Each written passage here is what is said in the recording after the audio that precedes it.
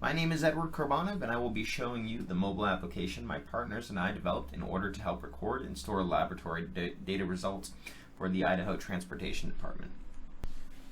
The Idaho Transportation Department, or known as the ITD, routinely tests materials in both a laboratory setting and field setting for the acceptance and payment of asphalt pavements.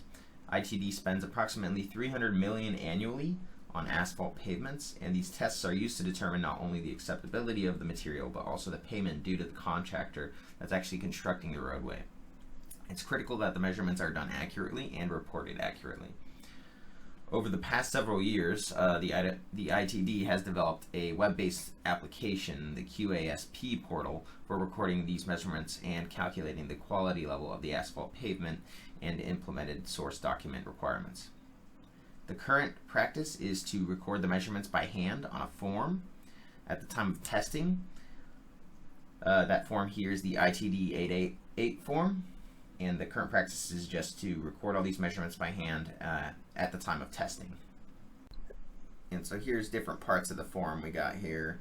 Pretty much go through this entire form. It's pretty big and detailed. It can be very tedious to write into these different sections, which makes having a mobile application so much easier to use and fill out and directly submit to a database. The risk of transcription errors, poor record keeping practices, and improper testing practices are high with this practice. A majority of the measurements are performed with a digital scale with certain time constraints for each test. What we needed to make was an application that utilizes a tablet or phone to record the digital readout from a scale or equipment readout and store and upload that data directly to the ITD QASP portal to effectively capture data in real time. We decided to use Flutter, a programming language developed by Google for mobile devices. Flutter allows you to build mobile applications for both iOS and Android with one software development kit.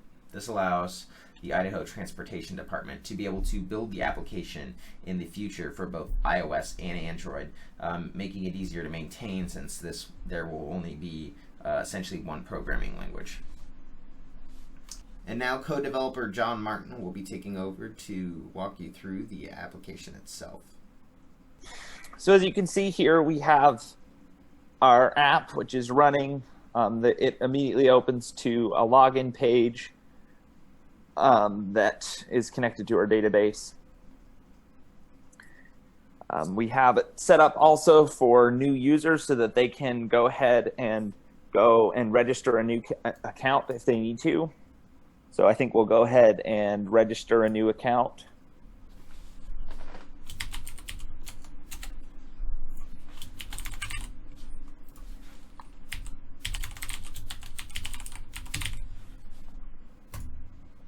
There's a possibility to add a user type, also a WA QTC number, as well as setting a password, which is always important.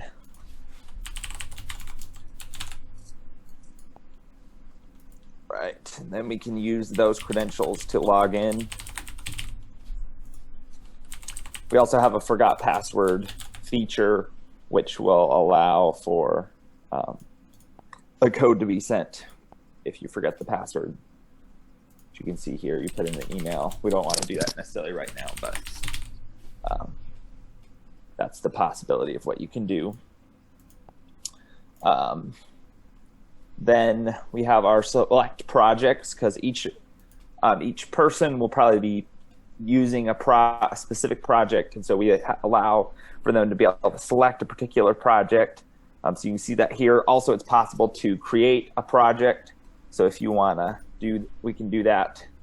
Show an example project, what happens in the creation process. Put in the project name and then a bin number.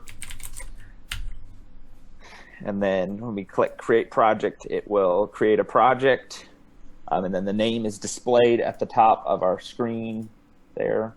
We also, that project will appear.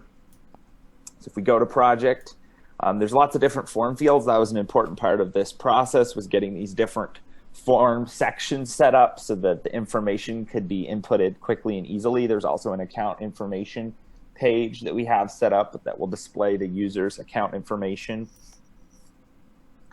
As you can see, that all the information that we inputted earlier. Then on each of the forms, several of them involved using what's called OCR, which is character recognition software that allows for using a picture. So if we click choose photo, we can select a particular picture and it will look at the information and output it. It is also possible, since OCR commonly makes mistakes, to change a few of the numbers, but this will allow for a lot easier transcription process, which is one of the issues that they were running into. And then there's also other form fields that can be filled out by the contractors. And each of these form field sections has different information that can be inputted based on what the paper format was used before. And then it's also possible to go to the end and hit save, which will send the information to the database. And then if we click back on the same one, that information will still be there when we come back. So that is kind of what our project looks like and how it works. So I hope you come by the Senior Design Showcase and see what we have going on, and we can show you more about what we did.